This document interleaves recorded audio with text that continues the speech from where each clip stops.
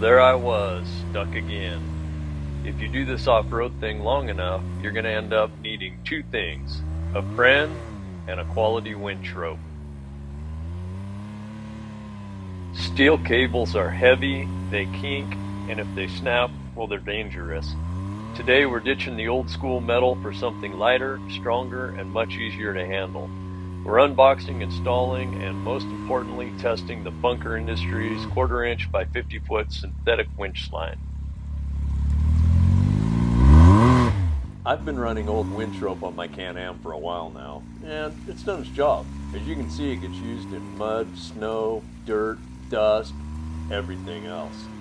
Anybody who's wheeled long enough has seen what happens when ropes decay and break. Bunker Industries reached out and wanted us to put their synthetic winch rope through its paces. Not just open the box and put it on a shelf, actually use it. Let me show you what's in the box first, we'll get it installed, and then we'll get into the good stuff winching around the house.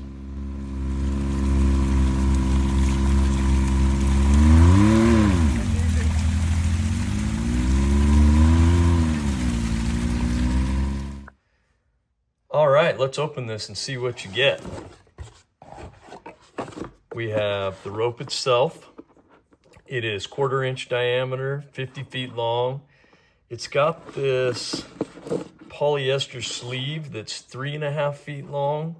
I actually feel like this is on the wrong end. Some people use this on the hook end to be able to slide it over rocks.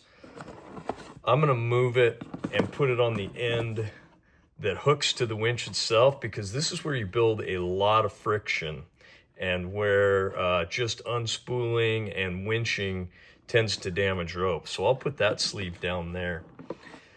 The end of it has an aluminum thimble.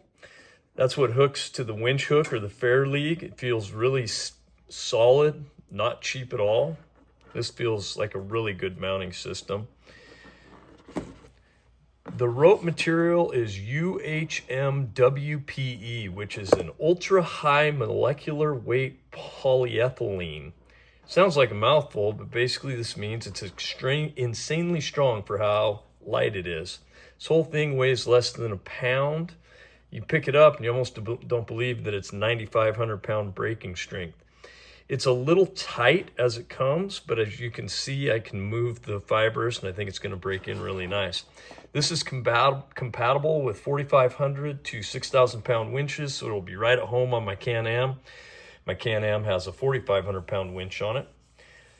30 bucks, that's the price. We'll come back to whether that's worth it after we get it installed and get it tested out. It also comes with two other things besides the winch. It has a hook, which feels very solid. I like the clasping mechanism. I also feel like the pin is a pretty good answer. And it comes with a hand saver so that as you run your winch back in, you keep your hand out of the winch, because hands and winches are not a very good situation.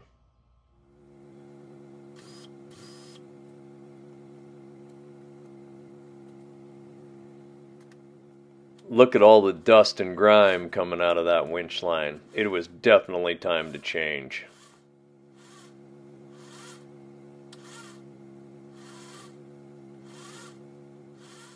Installation is pretty straightforward. Nothing fancy here. You pull your old cable off, get down to the drum, and then you're going to thread the new rope in.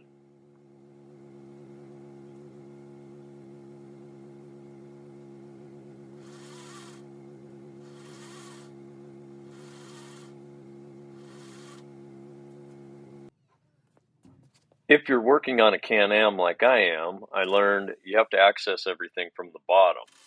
So you have to take off the front skid plate and then lay on your back to unthread the old line and get your new line threaded through.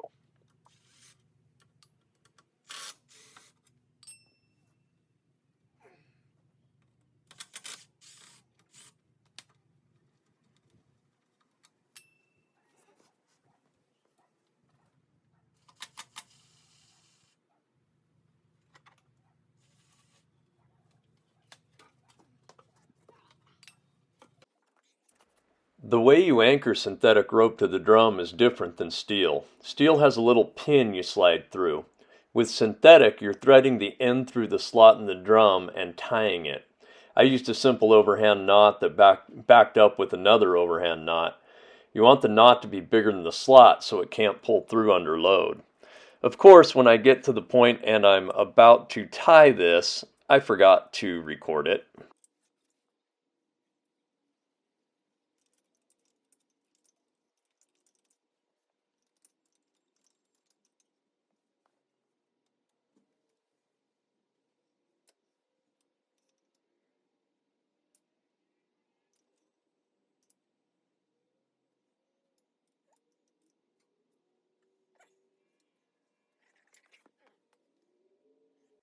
I ran the protective sleeve towards the drum end. That's where it'll see the most friction when spooling and winching. Some guys run it on the hook end. Either way, you got to kind of plan for it. I also had to put my front skid plate back on, and now I'm ready to spool this up and run it tight.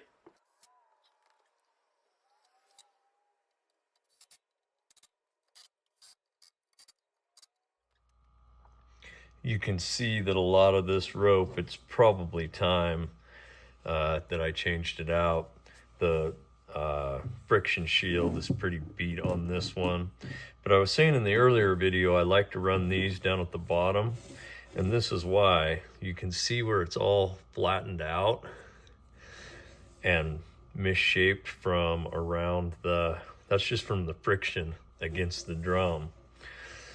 So that's why I will put the other one on the other way. This is me moving the friction shield down to the end I wanted it on because I forgot and had already started spooling it up.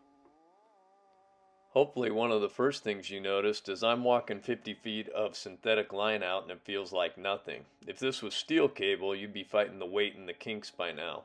This 1/4 inch line is incredibly light. Alright, the Bunker Industries line is on the drum, but we can't just head out yet.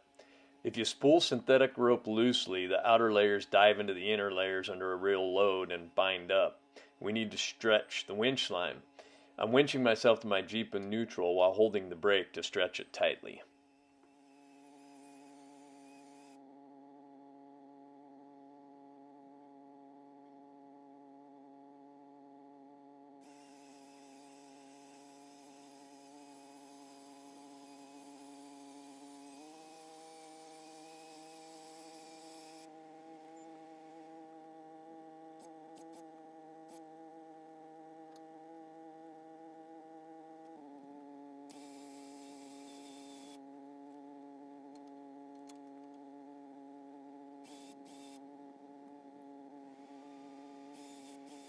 So Bunker Industries $30 winch rope.